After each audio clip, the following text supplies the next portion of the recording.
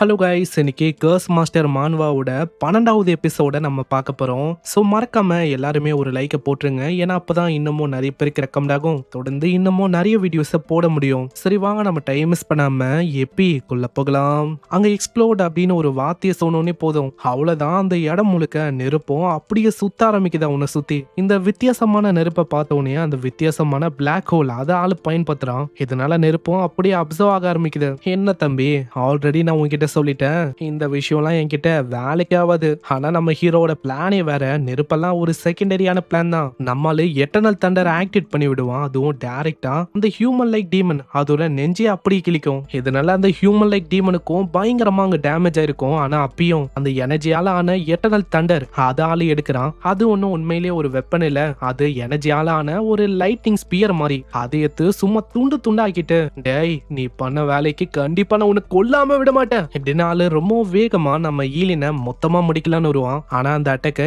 எப்படியோ அவனோட மந்திர கோலை வச்சு அங்க தடுக்கிறான். ஆனா அதோட ஃபோர்ஸ் ரொம்ப அதிகமா இருக்கும். இதனால ஆளு மவுண்டன்ல போய் விழுவான். தம்பி, இந்த மாதிரி உன் தலையை பிச்சு போட்டு அதை ஒரு டிராஃபி மாதிரி என்னோட கபோர்ட்ல வைக்கலாம் நான் யோசிச்சு வச்சிருக்கேன். நம்ம ஈலின் சாக்ரிஃபைஸ் ஆக்டிவேட் பண்ணி பர்னிங் கர்மாவை ஆளு பயன்படுத்துவான். இதனால அவனோட ஏகப்பட்ட ஆர்கன் அப்படியே சாக்ரிஃபைஸ் ஆகுது. பர்னிங் கர்மா ஆக்டிவேட் ஆன அத்தனுடைய நம்ம ஈலின் மேல பயங்கரமான ஃபிளேம்ஸ் அப்பியர் ஆகுது. இதோட பவர் என்னன்னா, எப்போ இந்த ஃபிளேம்ஸ் அப்பியர் ஆகுமோ அப்பயே நம்ம ஹீரோவோட எஜிலிட்டி, ஸ்ட்ரென்த் எல்லாமே பல மடங்கு அதிகமாகும். அதே மாதிரி நம்ம ஆளுகிட்ட ஒரு மந்திரக்கோள் இருக்குல்ல, அதையும் மறக்க வேணாம். எப்பெல்லாம் நம்மளால ஃபிளேமிங் ஆட்ரிபியூட்டை பயன்படுத்துறானோ அப்பெல்லாம் டேமேஜ் 50 மடங்கு ரொம்ப அதிகமா இருக்கும். அங்க அட்டாக் பண்ணீங்கன்னு நம்மளும் சொல்றான். ஹே, எவ்வளவு பேசுறல, முடிஞ்சா இந்த அட்டாக்ல இருந்து தப்பிச்சு பாரு. இதுக்கு முன்னாடியே இதே மாதிரி ஒரு அட்டாக் பண்ணிருப்பான். நம்ம பார்த்த அந்த அட்டாக் எல்லாமே ஒரு இல்யூஷன் தான். இப்பதான் ஆளு உண்மையிலேயே ஒரு அட்டாக் பண்ணிருக்கான். இந்த அட்டாக்கோட ஃபயர் பவர் ஒண்டி ரொம்ப பயங்கரமா இருக்கும். அந்த ஃபயர் பவரோட இம்பாக்ட்னால அதுவும் அப்படியே கீழே விழும். ஒரு டொர்னேடோ மாதிரி ஒரு சுழலும் பயங்கரமா அந்த இடத்துல சுத்த ஆரம்பிக்கும். அங்க எல்லாருமே அந்த அட்டாக்கை பார்த்து யோசிக்கிறாங்க. நான் சொல்லி ஆகணும், இந்த அட்டாக்கு இது வந்து உண்மையிலேயே ரொம்ப டெரிஃபைங்கா இருக்கு. ஆனா ஏதோ ஒண்ணுப்பா, ஃபைனலி நம்ம ஈலின் அவன் ஜெயிச்சிட்டானே, இப்பதான் எனக்கு ரொம்ப நிம்மதியா இருக்கு. இதுக்கப்புறம் அந்த ஹியூமன் லைக் டீமனை நம்ம பாக்குறோம். அதோட நிலைமை ரொம்ப ரொம்ப மோசமா இருக்கு. நம்ம ஹீரோவோட அட்டாக் ஒரு பள்ளத்தையே கிரியேட் பண்ணிருக்கோம். அந்த பள்ளத்துல வசமா மாட்டின்னு இருக்காது. அந்த ஹியூமன் லைக் டீமனால இப்பயும் எந்த விஷயத்தையும் அங்க நம்ப முடியல. ஐயோ, எந்த விஷயத்தையும் என்னால நம்ப முடியல. எப்படி ஒரு மனுஷ பையனால எப்படி இந்த அளவுக்கு பயங்கரமான அட்டாக் பண்ண முடியும்? அந்த லூட்டா அந்த டீமன் கிட்ட நம்ம சண்டை போட்டு ரொம்ப கலைச்சு போறான். அப்புறம் தான் அந்த லூட்டா அந்த டீமனுக்கு ரியலைஸ் ஆகுது, ஐயோ நம்ம லாடு அவரு நிலைமை ரொம்ப மோசமா இருக்கே. இதோ லாடு வரேன், உங்களை இந்த அளவுக்கு நிலைமை மோசமாக்குன அந்த பர்சனை நான் விட மாட்டேன், வச்சு செஞ்சிடறேன். பின்னாடி நம்ம அட ஈலின்னு பார்த்து அவன் வந்து உன்னை நோக்கி தான் வரான். அடே, என்னால எப்படா பார்த்து இருக்க முடியும்? ஆல்ரெடி என் நிலைமை மோசமா இருக்கு. இதெல்லாம் அந்த டீமனோட லெவலும் அதிகமா இருக்கு. இங்கே என்ன நான் சாக போறேனா? எனக்கும் இங்கதான் ஒரு டவுட் ரைஸ் ஆச்சு. நம்ம ஆளுதான் ஒரு இம்மார்டல் ஆச்சு, அப்புறம் எப்படி இவன் சாவான்? அவனே மறந்து போயிட்டான் போல, ஆளு ஒரு இம்மார்டல்னு. அங்க லூட்டா ரொம்ப வேகமா அங்க வரும். ஆனா திடீர்னு அது யாரோ ஒருத்தங்க பயங்கரமா வெட்டி போறாங்க. இத பாக்குற எல்லாருமே ஷாக் ஆகுறாங்க. அங்க ஊக்கு தெரியுது, அட இது வந்து நம்ம சிட்டி லாடுப்பா. இப்பதான் இவரை பத்தி தெரியுது. இந்த சிட்டி இருக்குல்ல, சென்சங், இவரு தான் இந்த சிட்டியோட ஒரு சிட்டி லாடு. இவரோட பேரு ஈ யுன் ஃபேங். இந்த சைனீஸ் பேர் எல்லாமே இப்படிதான் ஒரு மாதிரி ஒன்னா இருக்கும் இல்லையா, எல்லாமே பிச்சு போட்ட மாதிரி இருக்கும். நம்ம இவரை ஷார்ட்டா ஃபேங் அப்படின்னு வச்சுக்கலாம். டீமன் பசங்களா, உங்களுக்கு அந்த அளவுக்கு தைரியம் ஆயிடுச்சா? எங்க ஹியூமன் டெரிட்டரிக்கு வந்து எங்க கிட்டே பிரச்சனையை பண்ற அளவுக்கு நீங்க வந்தது வந்தாச்சு. ஆனா அதுக்குன்னு நான் அப்படியே உங்களை போக விட்டுருவேன் அப்படின்னு நடிக்க வேணாம். உங்களுக்கு பசியா இருக்கிற அந்த ஹங்கரையும் நான் அடக்கிட்டு தான் உங்களை சென்டே பண்ணுவேன். நம்ம ஃபேங்கு வெறுமா ஒரே ஒரு அட்டாக் ஒண்டி தான் அங்க பண்ணுவாரு, அவ்வளவுதான். அந்த அட்டாக்னால முன்னாடி வந்த ஒரு டீமனும் மொத்தமா அழிஞ்சு போகுது. அங்க நீங்க ரொம்ப ஆச்சரியமாவுறா, ஆமா என்னப்பா இவரு இந்த அளவுக்கு பயங்கர ஸ்ட்ராங்கால இருக்காரு. அங்க இன்னொரு டீமனும் வந்துட்டு, ஐயா நம்ம இந்த இடத்தை விட்டு போனோம் ஐயா, ஏன்னா முன்னாடி இருக்க அந்த பர்சன் அவன் நம்மளை விடவும் ரொம்ப கொடூரமா இருக்கான், விட்டா அவ்வளவுதான் பேண்ட்லயே நம்ம ஒண்ணுக்கு போற மாதிரி ஆயிடும். அங்க எழுதுக்கும் போது அந்த ஹியூமன் லைக் டீமனும், உன் பேரும் வந்து ஈலின் தானே, கண்டிப்பா உன்னோட பேரை ஞாபகம் வச்சுக்கிறேன். ஏன்னா நான் திரும்ப வரும்போது கண்டிப்பா உன்னோட தலைய நான் ரிவார்டை கொண்டு போகாம விட மாட்டேன். உனக்கே ஓடுறதுக்கு வழியில இந்த டைம்ல இந்த பஞ்ச டைலாக் உனக்கு கேக்குதா? இப்படின்னு தான் நம்மளோட ரியாக்ஷன் அங்க இருக்கும். இல்லைன்னு நம்ம திரும்பவும் மீட் பண்ணுவோம். இது கேக்குற நம்ம ஃபேங்கும், அப்படியா கண்ணு, அதுக்கு நான் உன்னை போக விட்டாதானே, உன்னை அப்படியே நான் போக விட்டுருவேன் அப்படின்னு யோசிக்கிறியா? அப்படியே ஒரு அட்டாக் பண்ண மயிலா நம்மள நோக்கி ஒரு அட்டாக் வருது. ஆனா அதுக்குள்ள கீழே ஏதோ ஒரு பெரிய கையும் அப்பியர் ஆகுது. யூன் ஃபேங், நீ அந்த அளவுக்கு எங்களை அண்டர் எஸ்டிமேட் பண்ண வேணாம் அப்படின்னு அந்த கையும் பயங்கர வேகமா அந்த அட்டாக் அங்க தடுக்கும். அந்த கையோட பிரஷரே ரொம்ப அதிகமா இருக்கும். அந்த இடமே அப்படி ஷேக் ஆகுது. அந்த கையும் டீமன் இனத்தோட ஏதோ ஒரு பெரிய எல்டரோட ஹீரோவோட கை போல அந்த ஹியூமன் லைக் டீமன் அதை காப்பாற்றணும்னு சொல்லி தான் எவ்வளவு தூரம் அவங்களும் வந்திருக்காங்க.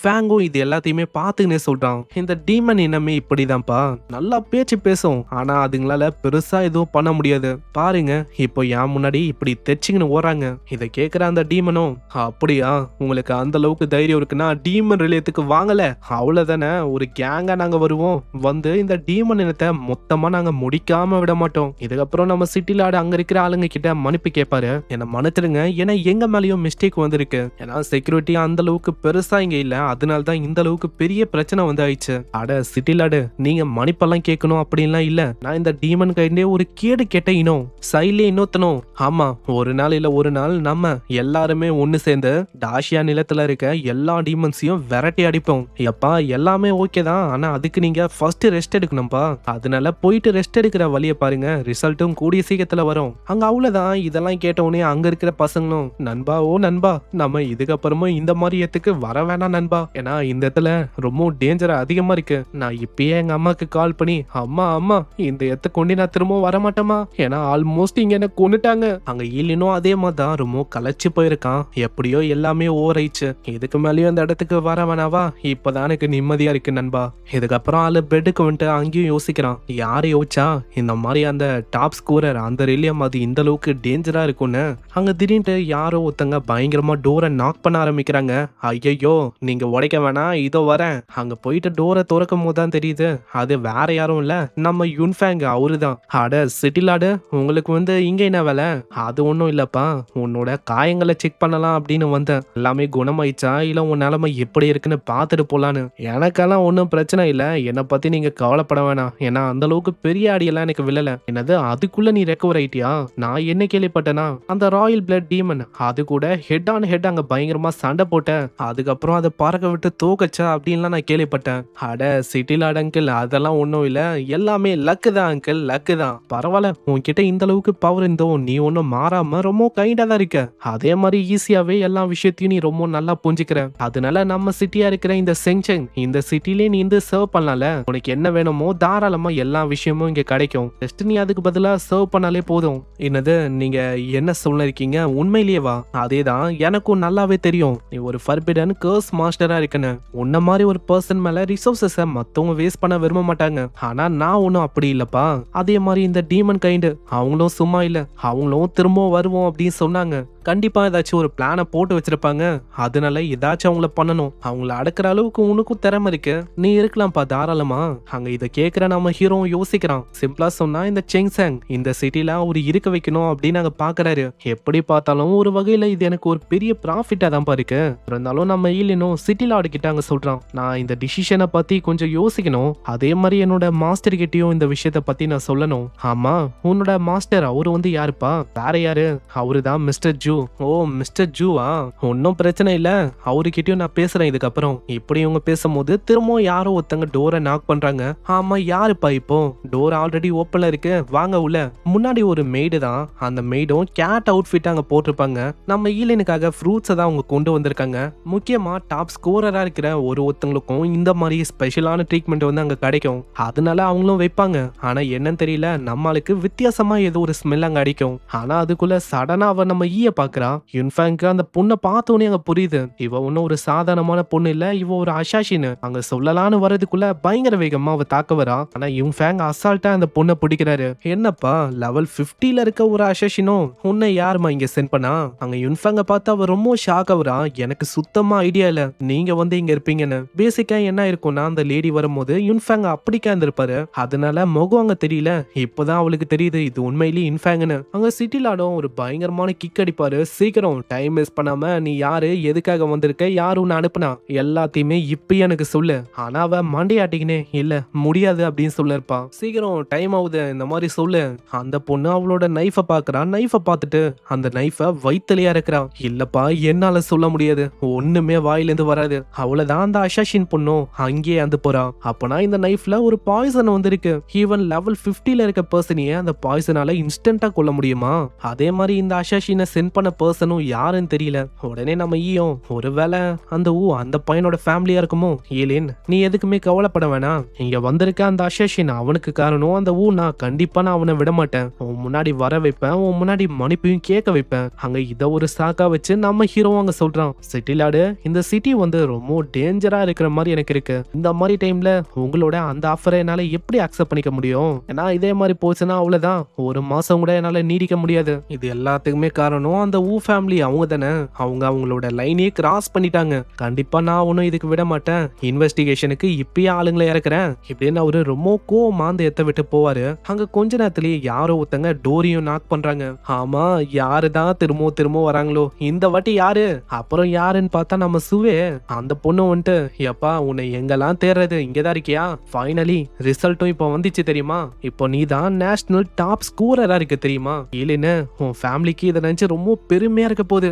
ஆனா நான் அனாதமா? என்னது அனாதையா? ஆட அத பத்தி எதுக்குப்பா பேசுங்கன்னு? நீ ஒரு நேஷனல் டாப் ஸ்கோரரா இருக்க. உன் கூட போட்டோ எடுக்கணும்னு எனக்கு ரொம்ப ஆசையா இருக்கு. இது ஒரு பெரிய விஷயமாவும் இருக்கும். அதனால வா நம்ம ஒன்னா போட்டோ எடுக்கலாம். அங்க ஒன்னா போட்டோ எடுக்கலாம் அப்படின்னு நம்ம சுவே அங்க போவா. அந்த கேமரால நல்லா பார்த்தா பின்னாடி ஒரு பொண்ணோட டெட் பாடி அங்க இருக்கும். ஆமா, இது என்ன இங்க டெட் பாடி எல்லாம் இருக்கு? உனக்கு என்ன இந்த டெட் பாடி இதெல்லாம் வச்சுக்கிறது ஏதாச்சும் ஒரு ஹாபியான? அதுக்கும் மேல வித்தியாசமா ஒரு மாதிரி ட்ரெஸ் போட்டு இருக்கா. அப்போனா இப்படி சொல்லாதடா ஈலின்னு, உனக்கு அந்த மாதிரி வித்தியாசமான விஷயம்லாம் பிடிக்கும்னு இப்படின்னு அவளும் ஒரு மாதிரி ஒரு தப்பான பார்வையில நம்ம ஹீரோ பாப்பா. ஓ அப்படி போதா கதை. உடனே நம்ம ஈலினும், போதுமா போதும், நீ இதுக்கு மேலேயும் நான் அப்படியெல்லாம் பார்க்க வேணாம். ஏன்னா நீ நினைக்கிற மாதிரி பையன் இல்லைனா. நான் முன்னாடி இருக்கல அந்த லேடி, அவ ஒரு அசாசின், ஸ்பெஷலா என்ன கொலை பண்ணும் அப்படின்னு வந்திருக்கா. அதுவும் அனுப்புனது வேற யாரும் இல்ல, அந்த பையன் தான். அந்த பையனை நான் என்ன சொல்றது, வா இப்பயே போயிட்டு அவன் காலு கையெல்லாம் ஒச்சிடலாம். அதுக்கப்புறமா ஆளுக்கு இந்த மாதிரி ஐடியாலாம் வரவே வராது. இதுக்கப்புறம் சீன் அப்படியே நம்ம நோக்கி வரும். அங்க இருக்கிற சர்வெண்ட்டை பயங்கரமா அங்க கத்துறான். யோ, உனக்கு ஒரு ஆளை கூட ஒழுங்கா அனுப்ப தெரியாதா? நீ அனுப்புன அந்த பர்சன் லெவல் 50ல இருந்திருக்கா. ஆனா அப்படி இருந்தும் என்ன பிரயோஜனம்? லெவல் 25ல இருக்கா அந்த பையன், அவனை கூட கொல்ல முடியல. நீங்க எல்லாம் ஒன்னுத்துக்குமே லாய்க்கு இல்ல. அந்த இடத்துல நம்ம அப்பாவும் வர, அவ்வளவுதான் அந்த அட்மாஸ்பியரே ஒரு மாதிரி சேஞ்ச் ஆகும். அப்பா நீங்களா? எப்பவும் என்ன ஒரு அப்பாவை தான் நீ பாக்குறியா? ஆனா எனக்கு ஒன்னும் அது மேட்ரே இல்ல. நீ அவனை டீல் பண்ண அனுப்புனது அதை பத்தியும் எனக்கு கவலை இல்ல. ஆனா போயும் அவன் இருக்கும் போது எதுக்காக அந்த விஷயத்த பண்ணடா முட்டாள்? நீ உண்மையிலேயே ஒரு பைத்தியக்காரனா இருக்க. ஆனா அப்பா எனக்கு தெரியாதுல, அந்த யுன்ஃபேங் அவரு அந்த இடத்துல இருப்பாருன்னு. நீ இந்த ஃபேமிலியோட ஒரு வாரிசு. ஆனா தேவையில்லாம அந்த மாதிரி ஒரு விஷயத்த பண்ணனால இப்ப நம்ம பிரச்சனையில மாட்டிக்கணும். நீ என்ன பண்ண போற அதெல்லாம் எனக்கு தெரியாது. மூச்சை கட்டிக்கின்னு சீக்கிரம் நம்ம யுன்ஃபேங் முன்னாடி போயிட்டு மன்னிப்பு கேட்கிற வழிய பாரு. ஓகே அப்பா, இது நான் போறேன். அதுக்கப்புறம் அந்த பையனோட கதை என்ன ஆச்சு அப்படின்லாம் நம்மளுக்கு தெரியல. இதுக்கப்புறம் நம்ம யுன்ஃபேங்க மீட் பண்ணணும்னு வந்திருக்கான். இப்போ நேஷன் அளவுல நம்மால தான் இப்போ ஒரு டாப் ஸ்கோரரு.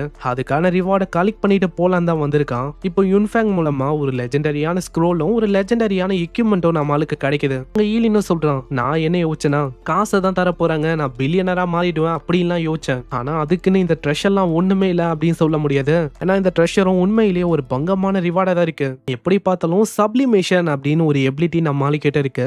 என்ன எக்யூப்மெண்டா இருந்தாலும் அதை ஆளால இன்ஃபினிட்டா எவால்வ் பண்ண முடியும். அப்படி இருக்கும் போது இதோட பவர் இன்னமும் பயங்கரமா இன்க்ரீஸ் ஆகும். அங்க டப்பா ஓபன் பண்ணோனே அதுல கிரேட் சுமுரோ ரிங் அப்படின்னு ஒரு ரிங்கும் இருக்கு. இது ஒரு லெஜெண்டரி கிரேட்ல இருக்க ஒரு ஐட்டம். இது நம்ம ஆளுக்கிட்ட இருந்தாலே போதும், சைக்கிக் பவர் அப்படியே 100% அதிகமாகும். இந்த ரிங்குக்குன்னு டோட்டலா 2 ஸ்கில் இருக்கு.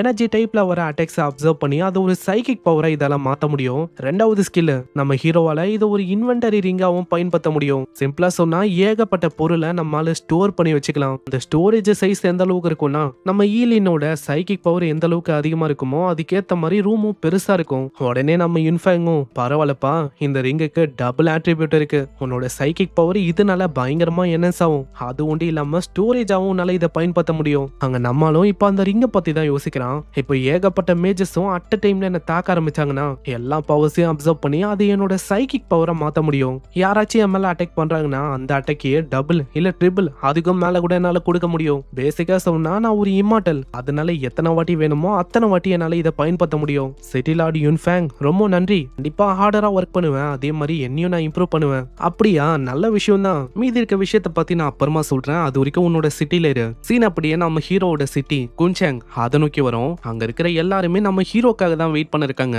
ஏன்னா ஆளு நேஷனல் அளவுல ஒரு டாப் ஸ்கோரரா இருக்கான். நம்ம ஈலின் வந்தோடனே போதும் எல்லாருமே ஈலின் பயங்கரமா கத்துறதுன போட்டோ எடுக்கிறதுன இப்படிதான் அங்க கூச்சலா இருக்கும். நம்ம நம்ம பிரின்சிபல் சிட்டிலாடு அவங்க 2 பேருமே நம்ம ஹீரோவா பயங்கரமா பாராட்டுவாங்க. எப்போ நீ நேஷனல் டாப் ஸ்கோரரா மானியோ அப்பயே நம்ம சிட்டிக்கும் இங்க இருக்கிற எல்லாருக்குமே அவ்வளோ பெனிஃபிட் தெரியுமா, எல்லாமே ஓகே தான், கொஞ்சோண்டு வெயிட் பண்ண முடியுமா. நம்ம ஈலின்னு எதுக்காக அப்படி சொல்ல இருக்கானா, ஒரு கூட்டமே நம்ம ஆளுங்களை அப்படியே புஷ் பண்ண இருக்கு. அங்க சில பேர்லாம் வந்துட்டு ஈலின் நீ வந்து ரொம்ப ஹேண்ட்ஸமா இருக்க, ஈலின்னு உன்னோட குழந்தைக்கு நான் அப்பாவா இருக்கணும் இப்படின்னு வித்தியாசமான ஆளுங்க வித்தியாசமா நம்ம ஈலின் கிட்ட கேட்க நம்ம ஆளுக்கு முகமே மாறிடும். யோ நீ நினைக்கிற மாதிரி நான் இல்லையா.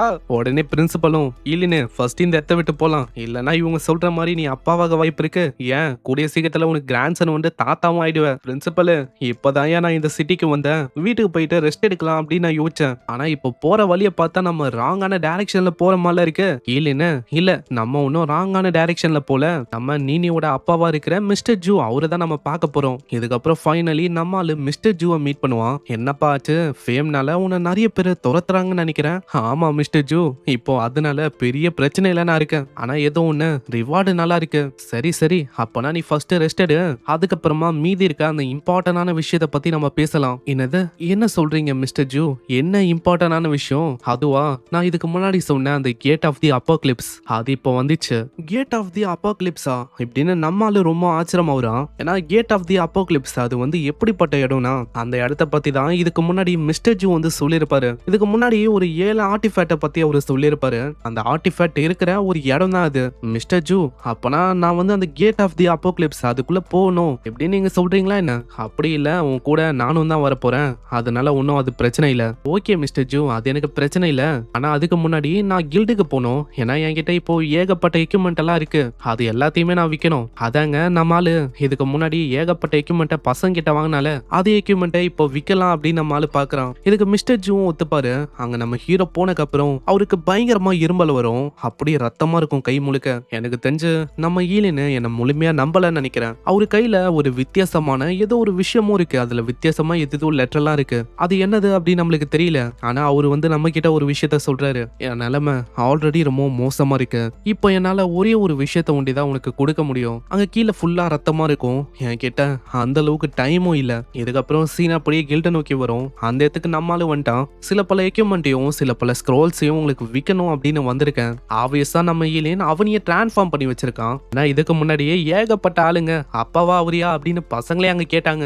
அதனால எனக்கு ஒன்னும் அப்பாவாகலாம் விருப்பம் இல்ல, அதனால தான் ஆளு ரொம்ப ஃபேஸா ஒரு மாதிரி கேவலமா பண்ணி வச்சிருப்பான். அந்த லேடியும் வந்துட்டு சார் வந்து வெயிட் பண்ணுங்க சார், இதோ நாங்க வரோம். போற வழியில அங்கதான் நீனியும் இருக்கான். நம்மளுக்கு புரியல ஏன் தான் இந்த பொண்ணு கிட்ட வந்து வந்து அடிக்கடி நான் மாற்றணும். எவனோ ஒருத்தன் எங்க தலைவிதியா அம்புஜா சிமெண்ட் வச்சு இணைச்சிட்டானா என்ன, எதுக்காக இவ கிட்டயே வந்து வந்து மாற்றேன். சரி ஏதோ ஒண்ணு எப்படி பார்த்தாலும் அவளால இப்ப என்ன ரெக்கக்னைஸ் பண்ண முடியாது. அதான் இல்லூஷன் மாஸ்க் அதை நான் போட்டிருக்கேன்ல, கண்டிப்பா ரெக்கக்னைஸ் ஆகாது. ஆனா லவ்வுக்குன்னு ஒரு பவர் வந்திருக்கும்ல, அந்த பவர் வந்து நீனி கிட்ட இருக்கு.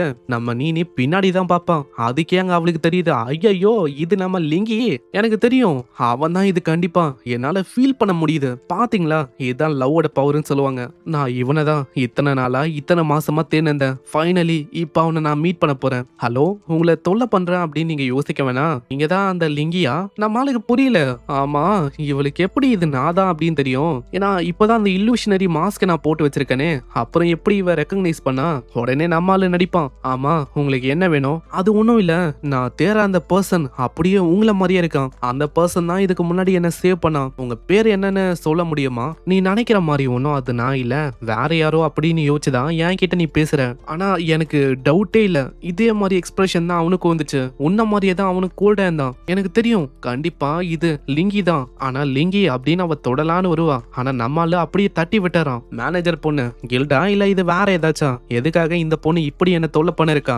மேம் இந்த மாதிரி நீங்க தேவையில்லாம எங்க கஸ்டமரை இன்டரப்ட் பண்ண வேணாம், ஏன்னா அவரே வாங்கணும் செல் பண்ணணும் அப்படின்னு வந்திருக்காரு, அதனால இந்த இடத்துல நீங்க வாங்க வரலனா இந்த இடத்த விட்டு போறீங்களா? இல்ல நான் இதுக்கு மேலேயும் பிரச்சனை பண்ணல, இதோ நான் போறேன். மேலேயே ஒரு 2 பசங்களுக்கு புரியல. ஆமா என்னப்பா இது, அந்த அளவுக்கு அந்த பொண்ணு ரொம்ப அழகா இருக்கா, காடஸ் மாதிரி, அப்புறம் எதுக்காக அக்லியான அந்த மாதிரி பையன் கிட்ட பேசணும்? ஆளு பாக்குறதுக்கே நோஞ்சா மாதிரி ரொம்ப ஆர்டினரியா இருக்கான். இப்போ இருக்க பொண்ணுங்களே இப்படிதான், அவங்களோட சாய்ஸே ஒரு மாதிரி ரொம்ப டிஃப்ரெண்டா இருக்கும். சைட்ல இருக்க பையனும் அடே உனக்கு தெரியுமா அந்த பையனை விட நான் ரொம்ப ஹேண்ட்ஸமா இருக்கேன், ஆனா அப்படி இருக்கும் போதும் யாருமே என்ன பார்க்க தயாராவே இல்ல. ஒருவேளை இப்படி இருக்கும், அந்த பையன் அக்லியா இருக்கலாம், இருந்தாலும் ஆளு ரிச்சா இருக்க வாய்ப்பு இருக்குல்ல, அதனால தான் ஆளு இந்த அளவுக்கு ரொம்ப அழகான பொண்ணு பின்னாடி வந்தும் கண்டுக்கவே இல்ல. மேனேஜர் பொண்ணு இந்த மாதிரி மாதிரி நான் எல்லாத்தையுமே விற்கலான்னு இருக்கேன். சீக்கிரம் எல்லாத்துக்கான காசையும் எனக்கு கொடுங்க. அங்க ஏகப்பட்ட ஐட்டமும் கொச்சன்னு வரும். அதுல பாதி மாஸ்டர்ஸ் ஆன் பண்ணும்போது கிடைச்சிருக்கும். மீதி அந்த பசங்களோட ஹை லெவலான ஐட்டம். இத பாக்குற எல்லாருக்குமே அவ்வளோ ஷாக்கு. அம்மா என்னப்பா இது, இந்த அளவுக்கு எக்யூப்மெண்டா? ஆளு உண்மையிலேயே ரிச்சா என்ன? நான் அவன் ஷூவையும் எனக்கு தயாரா இருக்கேன்பா. நானே அவன் சைடு இருக்கலாம் அப்படின்னு எனக்கு ஆசையா இருக்கு அப்படின்னு எல்லாருமே யோசிக்கிறாங்க. எங்கேயே இந்த எபிசோடும் முடியுது. ஸோ இதெல்லாம் ஒண்ணுமே இல்ல. இன்னமும் லெஜெண்டரியான ஐட்டம் எல்லாமே நம்ம ஹீரோவோட பாக்கெட்டுக்குள்ள தான் இருக்கும். அது எல்லாத்தையுமே நெக்ஸ்ட் எபிசோட்ல ஆளு பொறுமையா இருக்க போறான். ஸோ பார்க்கலாம் இதுக்கப்புறம் என்ன ஆகுதுன்னு. நீங்க நல்லா இங்க நோட் பண்ணீங்கன்னா நம்ம நீனியோட அப்பா ஏதோ ஒரு விஷயத்த மறைக்கிறாரு. அது இன்னமும் ஒரு சில எபிசோட்ல உங்களுக்கு தெரியும். ஸோ பொறுமையா வாட்ச் பண்ணுங்க. மறக்காம லைக் ஒண்டி தட்டி விட்டுருங்க. ஏன்னா அப்பதான் இன்னமும் நிறைய பேருக்கு ரெக்கமெண்ட் ஆகும். தொடர்ந்து வீடியோஸை போட முடியும். நான் உங்களை நெக்ஸ்ட் எபிசோட்ல சந்திக்கிறேன். தேங்க்யூ ஃபார் வாட்சிங். சைனரா.